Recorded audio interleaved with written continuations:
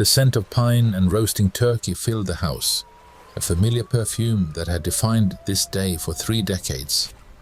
My chair, the one at the head of the long, polished mahogany table, felt as much a part of me as my own bones. It was more than furniture. It was a throne, a watchtower, the anchor point from which I had witnessed the entire theatre of my family's life unfold.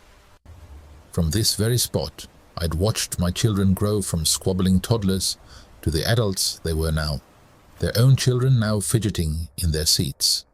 The weight of all those years, the laughter, the arguments, the quiet tears, the triumphant toasts, was a comfortable, invisible cloak upon my shoulders. My wife, God rest her soul, had always sat to my right. Her absence was a permanent chill on that side, a hollow space I felt more acutely on days like this. But the traditions held. The silver she'd polished every Christmas Eve gleamed under the warm light of the chandelier.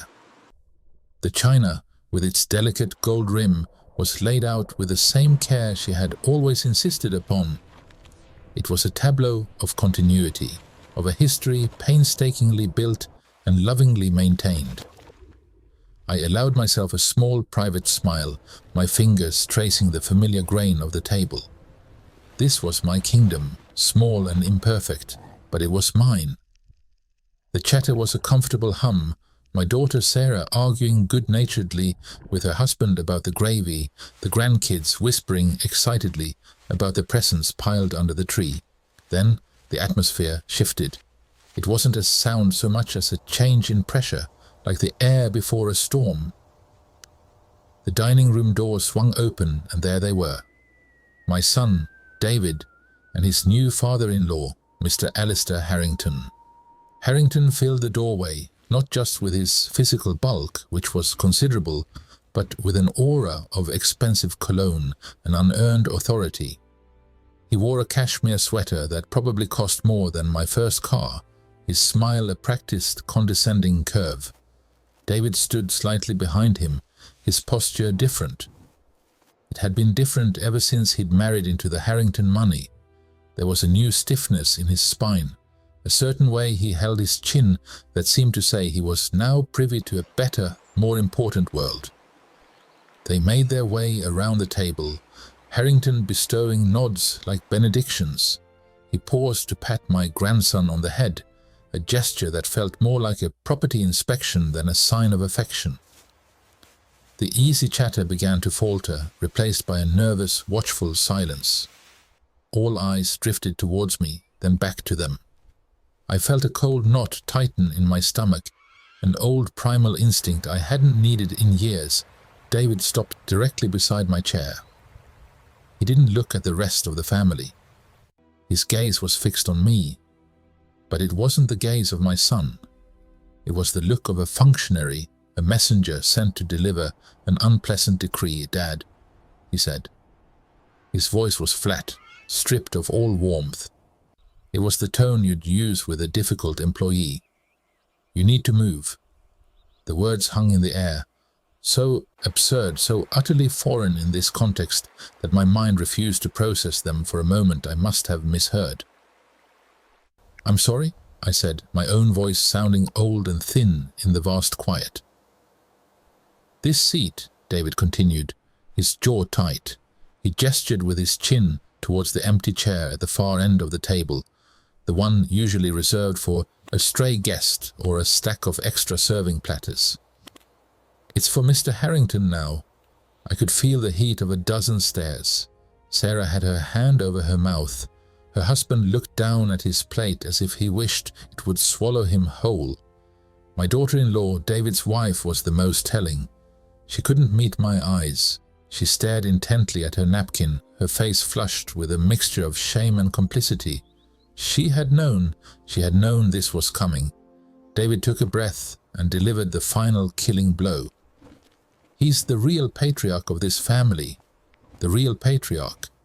The words weren't just an insult, they were an annihilation. They weren't just about a chair. They were a public revocation of my entire life's work, my identity, my role. They declared that my 30 years of providing, of guiding, of loving, of building this very family, were worthless compared to the weight of Alistair Harrington's bank account. He was the real thing. I was the imitation, the placeholder, who had outlived his usefulness. The silence in the room was absolute, a thick, suffocating blanket.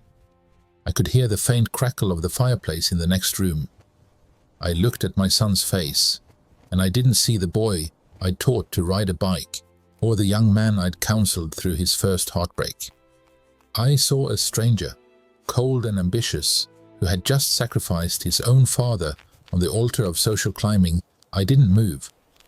I couldn't. My body felt leaden, fused to the chair that had just been declared someone else's property.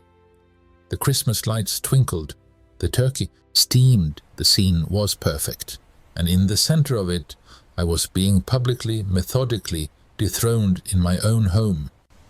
The cloak of history and family I had felt so comfortably just moments before was ripped away, leaving me exposed and hollow in the one place I had always felt most secure. The silence in my small house has a different quality to it now. It's no longer peaceful, it's waiting. I sit in the living room, the one they haven't gotten around to redecorating yet, and I look at my hands resting on my knees. They see liver spots and thin skin, a map of 72 years. I see the hands that once held a fountain pen, signing documents that would shift billions of dollars from one ledger to another before most people had finished their first cup of coffee. To my son, to my daughter-in-law, to the great Mr. Harrington, I am Arthur, just Arthur, a quiet, simple man, a grandfather who puts in the garden, who reads the newspaper from front to back, who seems content with a life of profound modesty.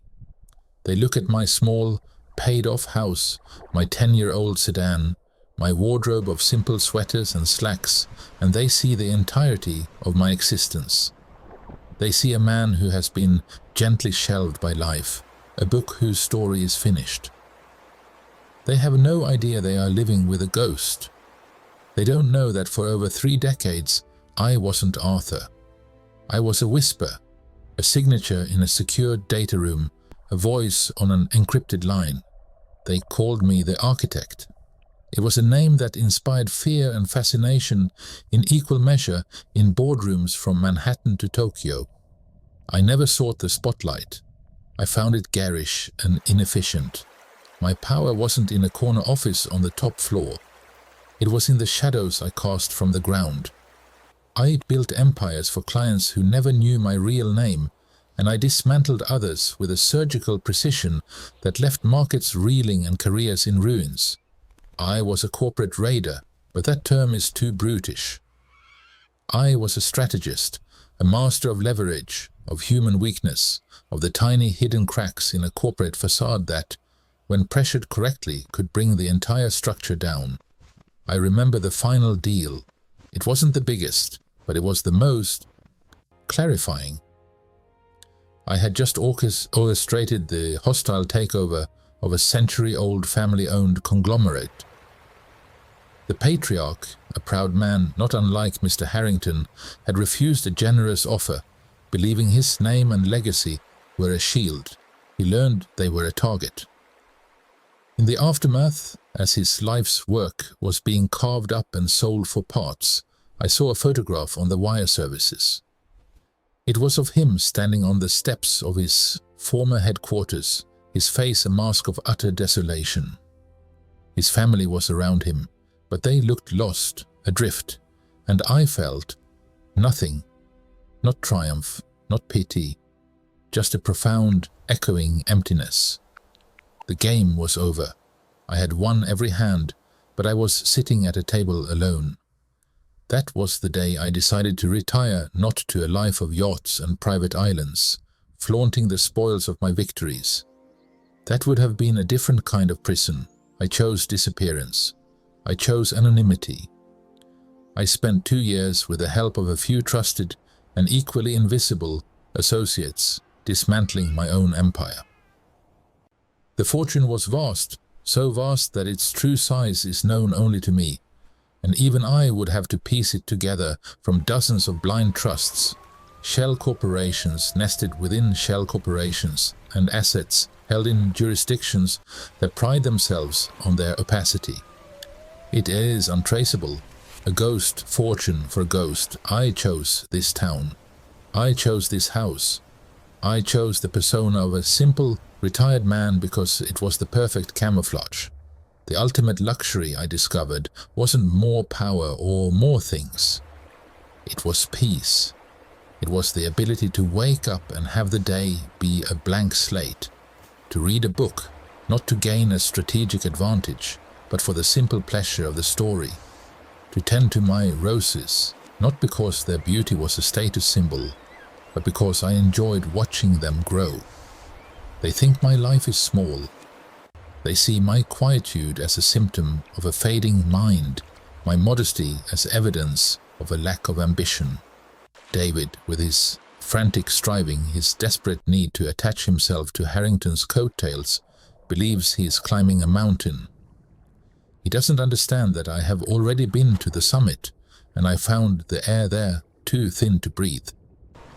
I chose to come back down to the valley, to the solid ground of a simple life, and for years it was enough. It was everything I wanted. But that Christmas dinner, the cold dismissal in my own son's eyes, it stirred something I had thought long buried. It's not the insult to me, Arthur, the grandfather. It's the principle. It's the sheer, ugly entitlement, the belief that money and bluster are the measures of a man. They are playing a game they don't understand, in a league they never knew existed, and they have just insulted the one man who wrote the rulebook. For now, I am the calm before the storm, and they are all blissfully, arrogantly, unaware that the wind is about to change. It began subtly, the way a slow poison works its way through the system. At first I told myself I was imagining things, that my pride was still smarting from the Christmas humiliation, and I was seeing slights where none were intended. But the pattern soon became undeniable, a cold, systematic campaign to erase me from the very home I had built. It started with my chair, that old worn leather armchair by the fireplace in the den. It wasn't just a piece of furniture, it was my command post for 40 years. In that chair, I'd read bedtime stories to David, his small body curled against mine. In that chair, I'd held my wife's hand the night she told me the cancer was back. Its cushions held the ghost of my life, the indentations of my body, a map of decades of joy and sorrow. One Tuesday, I came down for my morning coffee and found it gone. The space by the fireplace was empty, a pale, dusty rectangle on the floor, the only proof it had ever been there. I found it later that afternoon, shoved into a corner of the garage between a broken lawnmower and a stack of old paint cans. A fine layer of grime already dusted the headrest. David was in the driveway, washing his new sports car. When I asked him about it, he didn't even look up from polishing the gleaming hood. "Oh, that old thing? Mr. Harrington said it was clashing with the new aesthetic he's planning for the den. We'll get you a nice new recliner, Dad, something more comfortable for your back." My back is fine, I wanted to say, and this is my den, but the words died in my throat. I just stood there looking at my exiled throne, understanding that this wasn't about a chair. It was a statement. My time in the seat of honor was over. The next casualty was my routine. For 35 years, the Denver Post had landed with a soft thud on my front porch at 6:15 every morning. The ritual of retrieving it, the smell of the ink, the quiet turning of pages with my first cup of coffee, it was a cornerstone of my day, a small predictable pleasure. Then, one morning, it wasn't there. I checked the bushes, the driveway, nothing. When I called the subscription line, a cheerful automated voice informed me that my service had been cancelled at the request of the account holder. I confronted David that evening. He was in the kitchen, pouring himself a glass of expensive scotch, Mr. Harrington's preferred brand, of course. "The newspaper, David. Why was it cancelled?" He took a slow sip, avoiding my eyes. "It's a waste of money, Dad, and all that bad news can't be good for your blood pressure. Mr. Harrington says the future is digital. We got you a tablet. You can read the news on that." He gestured to a sleek, unopened box on the counter. A tablet. A cold, silent slab of glass to replace the living, breathing ritual of a lifetime. They weren't just taking my chair, they were trying to reprogram me, to overwrite my habits with theirs. They wanted to silence the rustle of my paper, to delete the small, tangible evidence of my existence from the morning quiet. But the most brazen act, the one that truly laid bare their intentions, came a week later. I was reading in the living room, or trying to, on the stiff new sofa that had replaced my chair, when David and Mr. Harrington walked in, deep in conversation. They spoke as if I weren't there, as if I were a piece of the wallpaper, deaf and uncomprehending.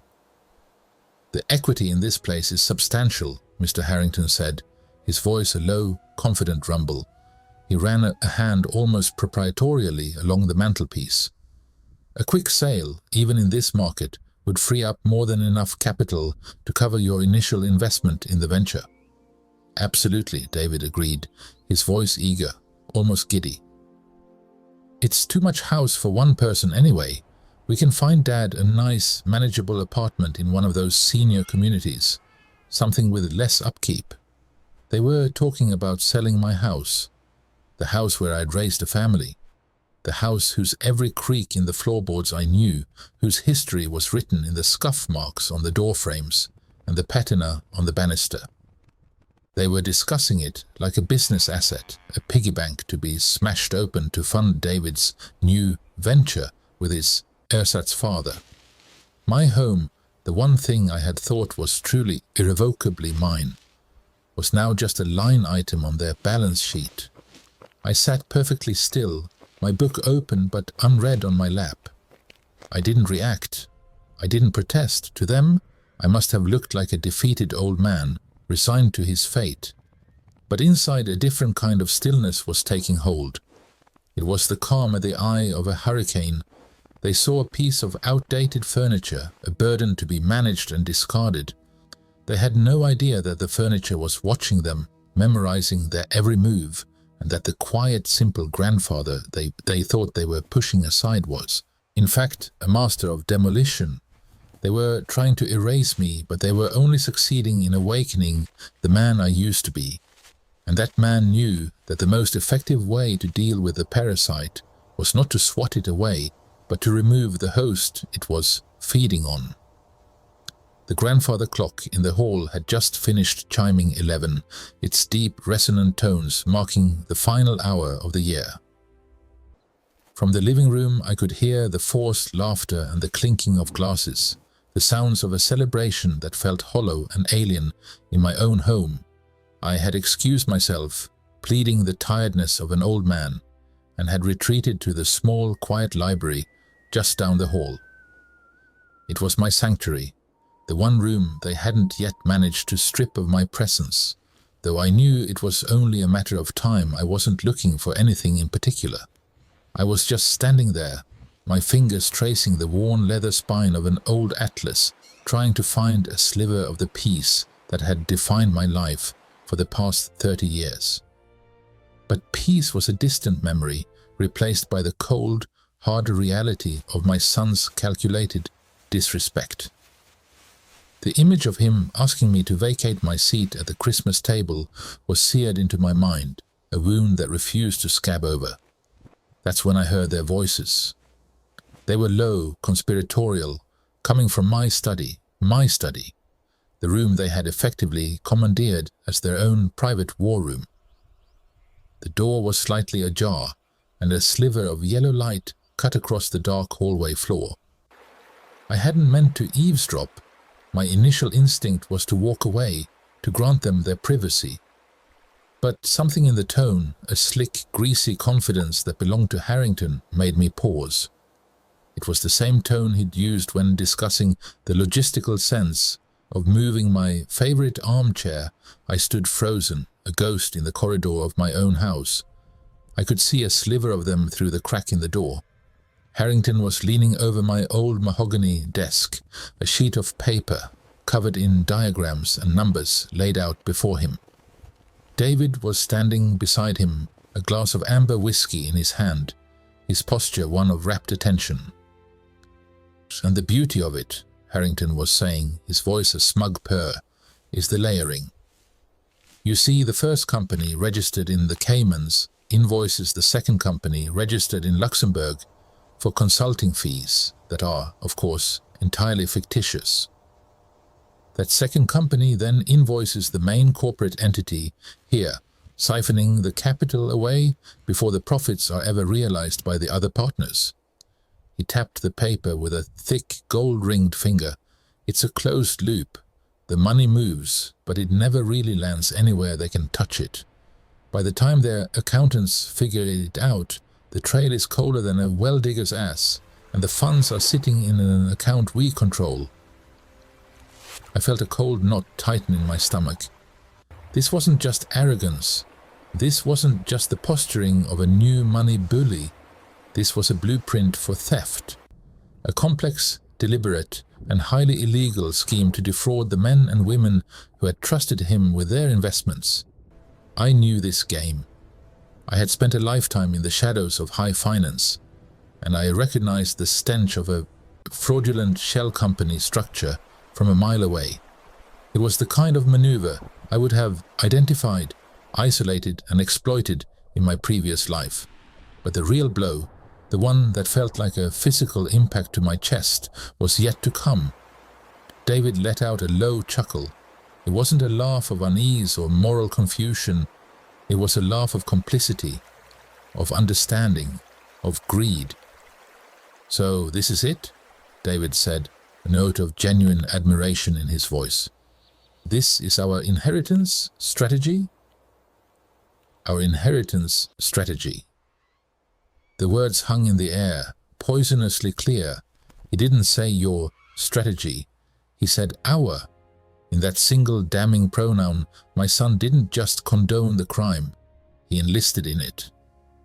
He wasn't a passive bystander or a reluctant participant. He was a willing accomplice to grand theft.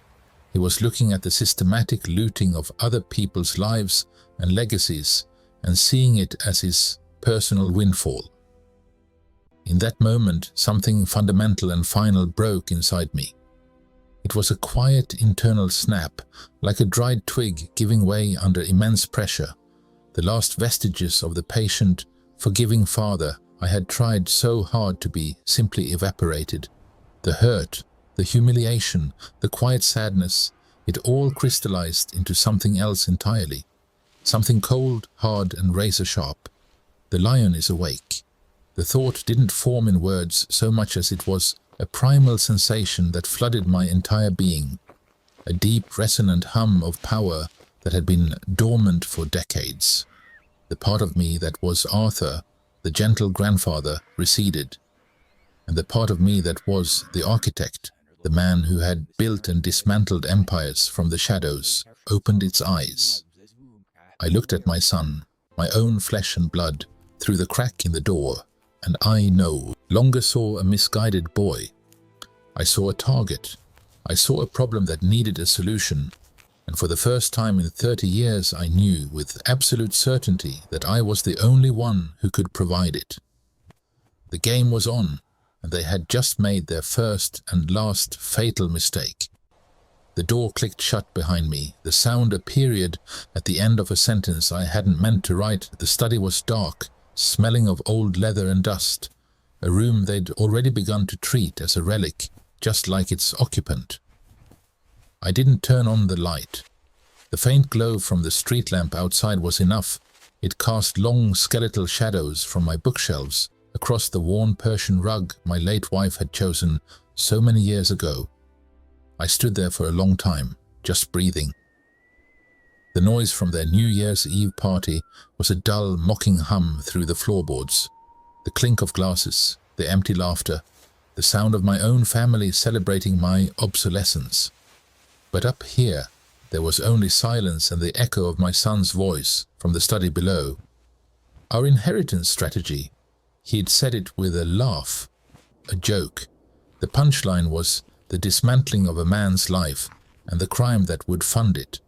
My eyes adjusted to the gloom. I walked to my desk, the same heavy oak monolith I'd had for 40 years. I ran my fingers over its surface, feeling the nicks and scars, the ghost of 1,000 late nights. And then I looked down at my hands. These hands. They were spotted now, the skin thin as parchment, tracing a roadmap of veins across the backs. My son sees these hands and thinks they can barely hold a television remote without shaking. He sees the slight curl of arthritis in the fingers and assumes they are useless. He has no idea.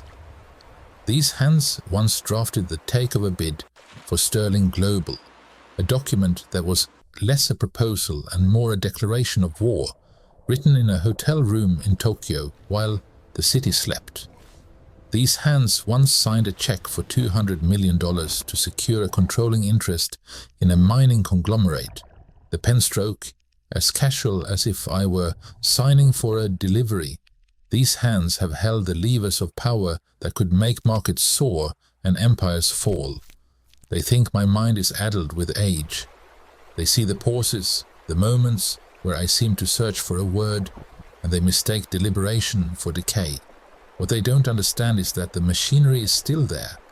It's just been idle.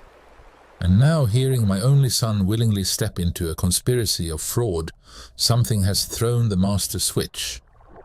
The hum is no longer the party downstairs. It's the sound of a dormant engine roaring to life inside my own skull. The principles came back to me not as memories, but as instincts rising from the deep, cold water where I'd sunk them decades ago, corporate warfare. It has nothing to do with brute force and everything to do with precision. It's a chess game played on a board no one else can see. The first principle: find the leverage, not what a man owns, but what he fears to lose. Harrington's leverage wasn't his wealth, it was his reputation. The carefully constructed image of the self-made titan, the patriarch. The second principle: isolate the target. Cut him off from his allies, his capital, his escape routes. And the third, the most important: strike where they are most vulnerable. Never attack a fortress at its strongest wall. You find the crack in the foundation and you tap it, once, with just enough force. Harrington's entire empire, this gaudy, glittering edifice he'd built and my son now worshipped, was a fraud. It wasn't just a shell company scheme I'd overheard. That was a symptom. The disease was a lifetime of cutting corners, of building on lies instead of concrete. He was a man who bought his respect, and anything bought can be sold or, in this case, repossessed. A grim, cold smile touched my lips, a sensation so foreign it felt like a muscle long unused. I didn't need to reveal my wealth. To throw money at this problem would be to play his game. On his terms it would be a vulgar display, a confirmation of his worldview that everything and everyone has a price. No, that was not the way of the architect. The architect worked in shadows. He didn't buy companies. He orchestrated their destiny. He didn't fight rivals. He made their own ambitions, their undoing. Harrington had built his house on a foundation of sand and thought no one would notice because he'd painted the windows to look like stone. All I had to do was open the floodgates. I didn't need to be a billionaire to destroy him. I just needed to be the one who knew where the bodies were buried. And I knew with a chilling clarity that had once been my trademark. I needed to reveal his lies, not with a shout, but with a whisper into the right ear. Not with a confrontation, but with a carefully placed piece of evidence that would unravel everything. The shell company scheme was my entry point. It was the tiny loose thread on the sleeve of his expensive suit. All I had to do was pull. Sitting down in my worn leather chair, the only throne that had ever mattered to me, I felt a profound sense of calm settle over the cold fury. The ghost from my past wasn't a spectre to be feared. It was a suit of armor waiting in the closet. and it was time to put it on. The old lion wasn't just awake. He was hungry, and he knew exactly where to hunt. The silence of my study was my sanctuary, my battlefield.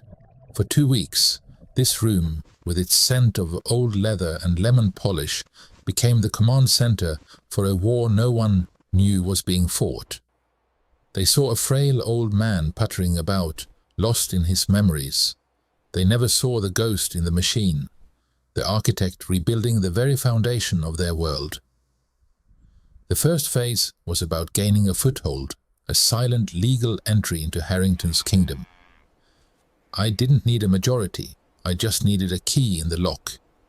From a locked drawer in my desk, hidden beneath faded blueprints for projects long since completed, I retrieved a simple black satellite phone. It was a relic, a direct line to a world that had forgotten my name but not my methods. The number I dialed was one of only 3 I had committed to memory. A voice answered on the second ring, a low, calm baritone that hadn't changed in 20 years. "It's been a long time," was all I said.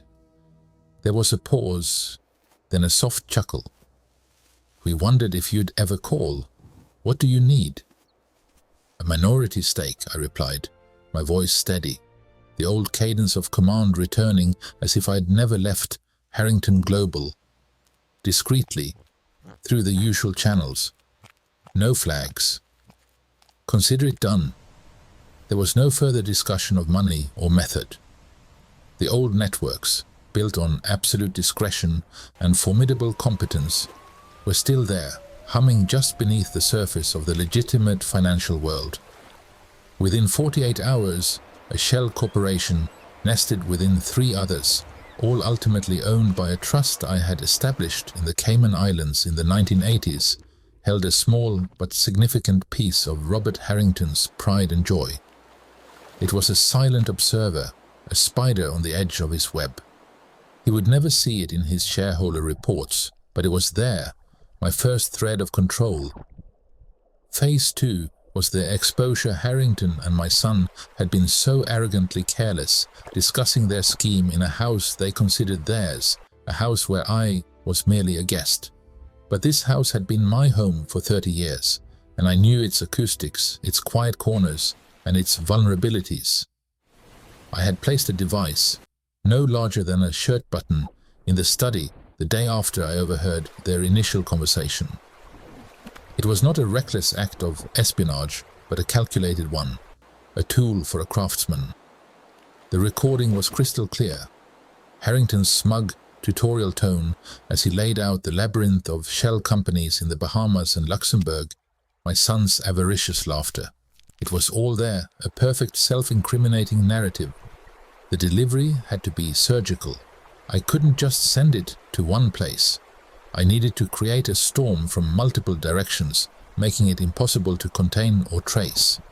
I used a public terminal at the local library, a place of quiet anonymity, and uploaded the encrypted file to 3 separate secure drops.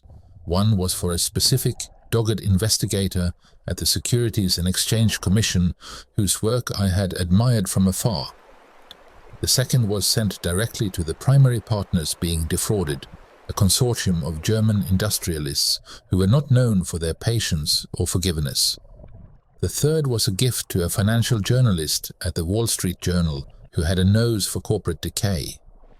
The evidence was irrefutable, the digital fingerprints leading back only to Harrington and my son.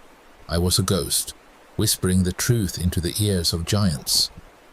The third and final phase was the masterstroke, the application of pressure at the most vulnerable point. Harrington, like so many of his kind, was a man built on debt. He had leveraged his entire empire, hiding massive loans behind complex derivatives.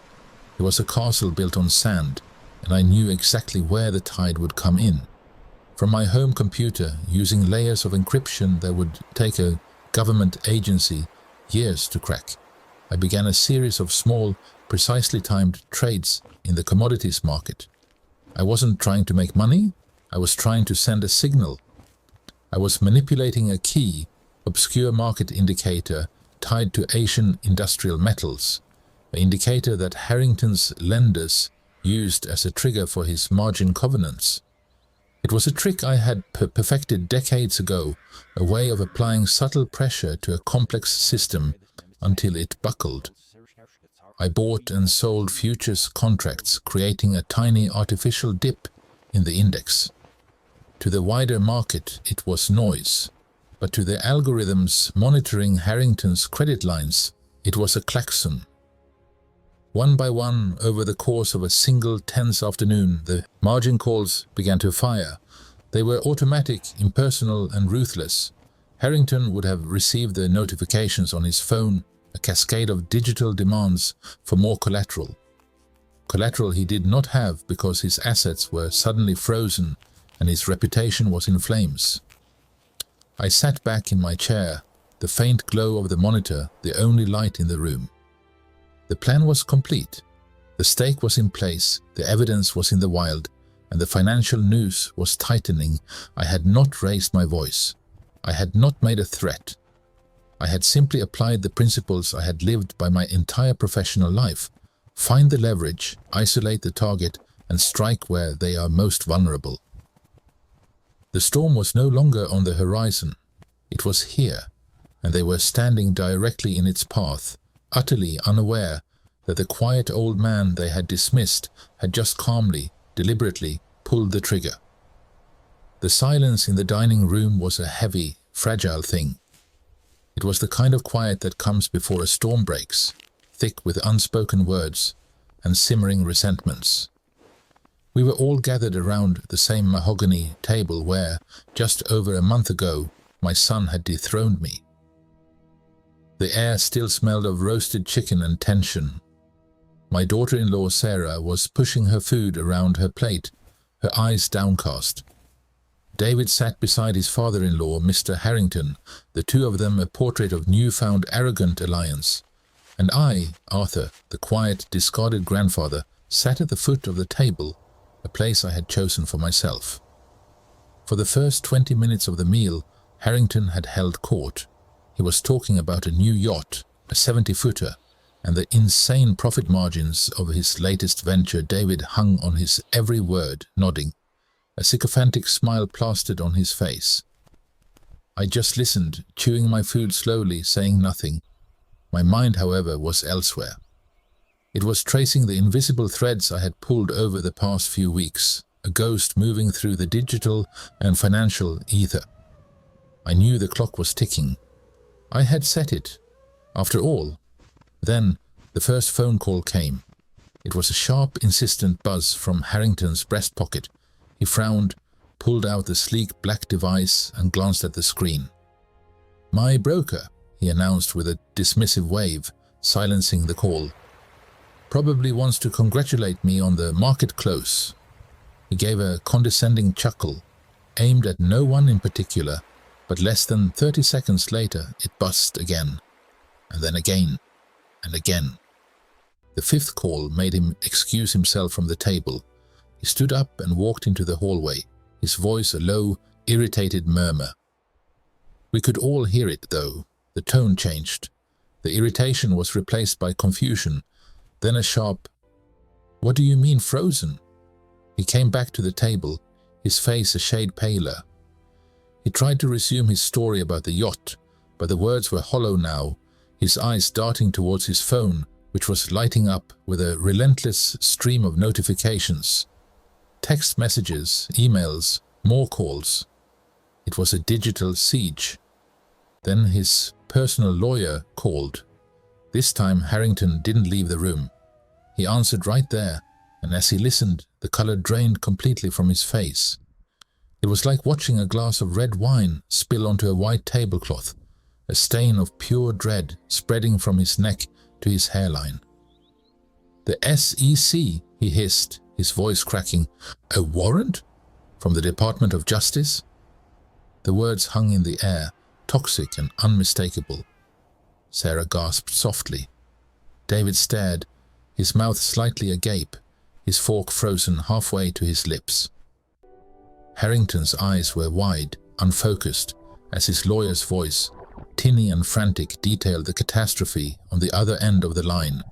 Assets frozen, partners filing a civil suit for hundreds of millions, a federal arrest warrant for conspiracy, wire fraud and securities fraud. His entire empire, the foundation upon which he had built his ego and my son's betrayal, was not just cracking, it was vaporizing in real time. He ended the call, his hand trembling so violently he nearly dropped the phone on his plate. The room was utterly silent, save for the frantic thumping of my own heart, a steady, triumphant drumbeat in my chest that only I could hear. His gaze, wild and searching, swept the table and then landed on me. I hadn't moved. I was still sitting calmly, my hands resting on the tablecloth. I met his stare. I didn't glare, I didn't smirk. I simply looked back at him with the placid, unreadable expression I had cultivated for 30 years of retirement. And that's when he saw it. The pieces clicked into place in his mind with an almost audible snap. The anonymous leak, the perfectly timed market manipulation that triggered his margin calls, the surgical precision of the destruction. It wasn't a competitor, it wasn't bad luck, it was a signature. His lips parted, a small choked sound escaped him. His eyes, wide with terror and dawning, horrific comprehension, were locked on mine. "It's you," he whispered. The words were so soft, yet they cut through the silence like a gunshot. He leaned forward, his knuckles white where he gripped the table. The arrogance was gone, replaced by a primal fear. "The rumors," he breathed, his voice trembling with awe and terror. "In the old circles, they talked about a ghost. A strategist who could dismantle a Fortune 500 company in 30 days from the shadows. They called him the architect." He stared at me, waiting for a denial, a flinch, anything. I gave him nothing, just my silence. And in that silence, I confirmed everything. My lack of reaction was a louder confession than any boast could ever be. It was then that David finally looked between us. He saw the broken, terrified shell of his idol, Harrington. He saw my absolute unnerving calm. He saw the truth, a truth so vast and terrifying it shattered the pathetic little world he had tried to build on my grave. The color left his face too. The smugness, the entitlement, it all melted away, leaving behind the raw, stupid horror of a boy who had just realized he'd been kicking a sleeping lion. He hadn't just insulted his old man. He had betrayed a titan, and the ground was now giving way beneath his feet because of it. The architect of his ruin was the same man he'd asked to vacate a chair. The silence in the room after they took Harrington away was heavier than any I had ever known. It wasn't a peaceful quiet. It was the hollow, ringing kind that follows an explosion, where the air itself feels wounded. The grand dining room, the scene of my initial humiliation, was now a stage for a different kind of spectacle. The expensive china, the crystal glasses, the lingering scent of a ruined meal, it all felt like a museum exhibit titled "The End of a Dynasty." David stood frozen by the window, his back to the room. I could see the faint tremor in his shoulders. His entire world, the glittering future he had so eagerly traded his father for, had not just crumbled, it had been atomized in the space of a single hour. His business venture was less than a memory. It was a financial phantom, a debt-ridden shell that now clung to him like a shroud. All the grand plans, the whispered schemes in the study, the arrogance, it had all been built on Harrington's house of cards, and I had simply called in the wind. He finally turned around. His face was a tragic mask of confusion and dawning, gut-wrenching terror. The color had drained from his cheeks, leaving a sickly, waxy pallor. His eyes, which had looked at me with such cold dismissal months ago, were now wide, pleading pools of disbelief. He took a stumbling step toward me, his hands held out in a gesture of supplication. "Dad," he began, his voice a broken rasp. I didn't know. I didn't understand what he was. I was just... I'm so sorry." The word hung in the air between us. Sorry, such a small, inadequate word for the magnitude of his betrayal. It wasn't just the seat at the table. It was the systematic erasure of my existence, the casual cruelty of moving my chair, the cold-blooded discussions about selling the home where I had raised him. It was his willing descent into criminality, his laughter at the thought of defrauding innocent people. He hadn't just chosen a new patriarch, he had willingly helped dismantle his own. I didn't move.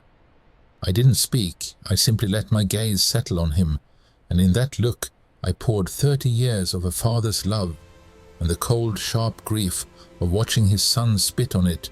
I let him see the architect, not as a mythical figure from a story, but as the man he had fundamentally misjudged. It was a look that contained no anger, no fury. Those were hot, passionate emotions, and I was done with passion. This was something colder, more final. It was the closing of a ledger. His apology died in his throat. He saw the absolute unyielding finality in my eyes, and he physically recoiled. As if struck, I finally broke the silence, my voice calm and measured, each word a carefully placed stone on the cairn I was building over our relationship. "You chose your patriarch," I said. "Now live with the consequences." There was no malice in the statement. It was a simple factual declaration.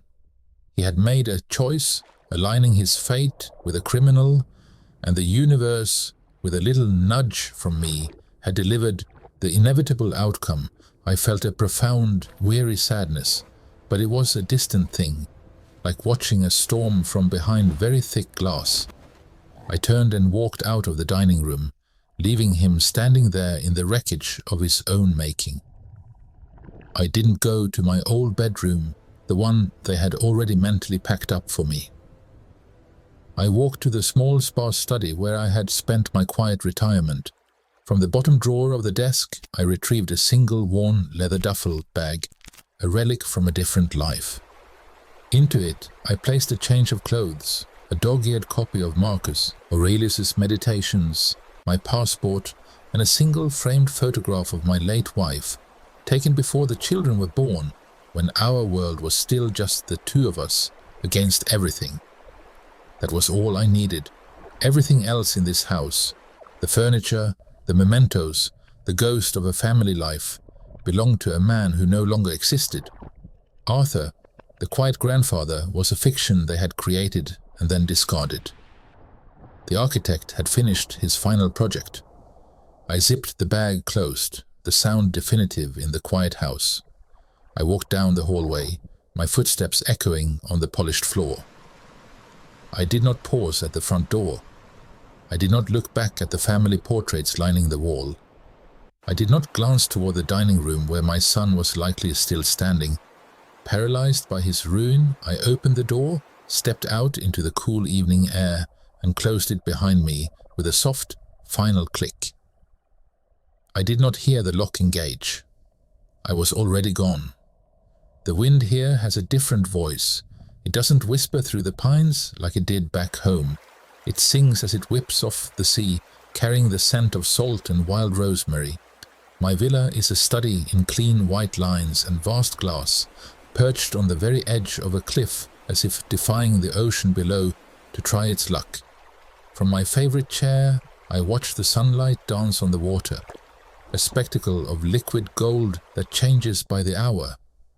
This place isn't just a house, it's a sanctuary, owned by a trust so labyrinthine that even I, who designed its core principles, would have to spend a week with a stack of documents to trace its ultimate ownership back to me. Anonymity, I've found, is the truest form of wealth.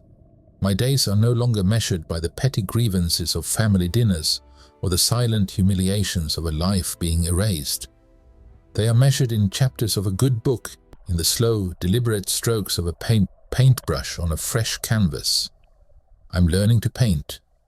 It's a frustrating, humbling, and utterly absorbing pursuit. There's a profound peace in creating something that has no purpose other than to be, a stark contrast to a lifetime spent architecting destruction. I paint the sea, mostly I can never quite capture its raw, untamable power, but I enjoy the trying. The silence here is not the heavy, accusatory silence of that final dinner. It is a rich, full silence, punctuated by the cries of gulls and the distant chime of a bellboy. It's a silence I share, on occasion, with old friends. Men and women who knew me as Arthur, yes, but who also knew the shadow I cast as the architect. They are people of substance, as I said, not of mere wealth.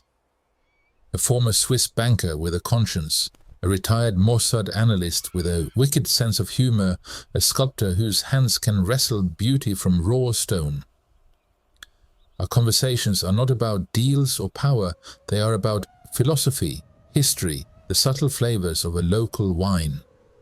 There is a deep, unspoken loyalty among us, forged in the understanding that we have all seen the abyss and chosen to turn our backs on it, for a quieter, more meaningful shore. This morning, the post brought a single thin envelope. My house manager, a discreet woman who asks no questions, placed it on the table beside my coffee. The handwriting was unfamiliar.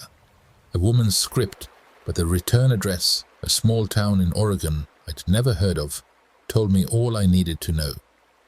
It was from my ex-daughter-in-law, Sarah. My hand was steady as I opened it. There was no anger left, no bitterness, just a quiet, detached curiosity. The letter was brief, written on simple stationery. She had left David. She said the fallout from Harrington's collapse had revealed a core of weakness and blame in my son that she could no longer abide. He had not taken responsibility. He had spiraled into resentment and debt, and she had finally taken their child and walked away. She was working 2 jobs, she wrote, trying to build a new life from nothing. She didn't ask me for anything. In fact, she apologized. She said she was ashamed of her silence during those terrible months, ashamed for not having the courage to speak up when I was being pushed aside. She ended the letter by hoping I was well, wherever I was. I read it twice, then folded it neatly and placed it back in the envelope. I felt a pang, not for David. His path was of his own choosing, but for the grandchild I may never know, and for Sarah, who had been caught in a web not of her own making. She had been a bystander, complicit through her silence, but she had found the strength to finally break free. That deserved recognition. It deserved a reward. I spent the afternoon in my study, the one room with a secure terminal. With a few keystrokes, I accessed a dormant trust fund, one of hundreds I had established over the years, for contingencies. I never truly expected to arise. I allocated a generous, life-changing sum to it. Not enough to foster indolence, but more than enough to provide security, education, and a fresh start. I named Sarah and my grandchild as the sole beneficiaries. The instructions were clear. The funds were for their welfare, dispersed by an independent trustee. The grantor was listed as an anonymous donor. I printed the confirmation documents, filed them away in a digital vault that would never be opened, and then I destroyed the letter. I walked out onto the terrace, the setting sun painting the sky in shades of violet and orange. There was no satisfaction in the act, no paternalistic glow. It was simply a necessary piece of business, the closing of a ledger. A debt, not of money, but of basic human decency, had been paid. I had ensured that an innocent woman and a child would not be crushed by the consequences of a weak man's greed. And as I stood there watching the day end, I felt the last lingering ghost of that old life finally release its grip on me. I was free, truly and completely free. I sit here on my terrace, watching the sun dip below the horizon, painting the Mediterranean sky in hues of fire and gold. The air is clean, scented with salt, and the distant promise of rain. There is a profound quiet here, a peace that is not merely the absence of noise, but the presence of contentment. And in this quiet, the final pieces of this whole painful story have settled into place, revealing a truth so simple, yet so often forgotten: respect. It's a word we throw around so easily. We say we respect a person's title, their bank account, the car they drive. But that's not respect. That's fear, or envy, or a transactional calculation. True respect, the kind that endures, the kind that forms the bedrock of a family, a community, a life, is not a right granted by wealth or position. It is a reward earned slowly, painstakingly, through character and through action. It is built on 1,000 small choices: to be honest when a lie is easier, to be kind when you have the power to be cruel, to stand by your word when it costs you something.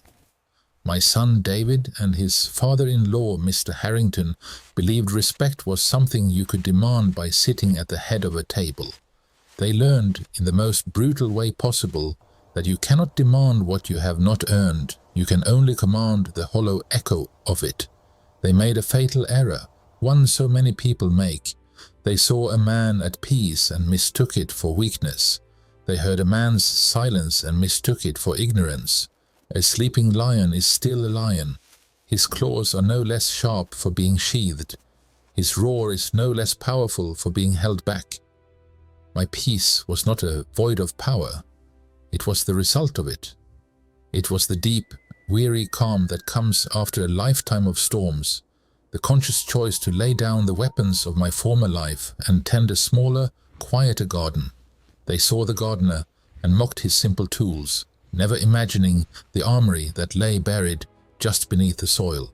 They prodded the sleeping beast, never considering what would happen when it finally opened its eyes.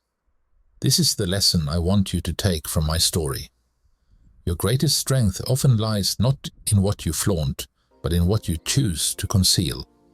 The world teaches us to broadcast our successes, to display our trophies, to perform our strength for an audience. But that is a fragile kind of power. It is a flame that can be snuffed out by a gust of wind. Real power is quiet. It is the reserve of knowledge no one knows you possess. It is the network of influence that remains invisible. It is the patience to wait and the wisdom to know when to act. I conceal the architect, not out of shame, but out of strategy.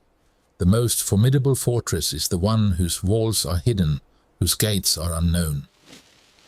Harrington flaunted his paper empire, and I watched it burn. I concealed my true nature, and from that place of shadow I was untouchable. So I will leave you with this. Remember it. Burn it into your mind. The next time you meet someone, the quiet old man in the corner, the unassuming woman who serves your coffee, the unremarkable colleague at the office, do not be so quick to judge them by their appearance. Do not measure their worth by the car they drive or the title on their door. Look deeper. You have no idea what battles they have fought, what mountains they have moved, what lions sleep in their hearts. The most dangerous man in the room is rarely the one shouting. He is the one who is silent, watching, learning, and remembering. He is the one who understands that true strength is a secret, patiently kept, until the moment it is absolutely required. And when that moment comes, the world, like my son and his father-in-law, is always taken by surprise.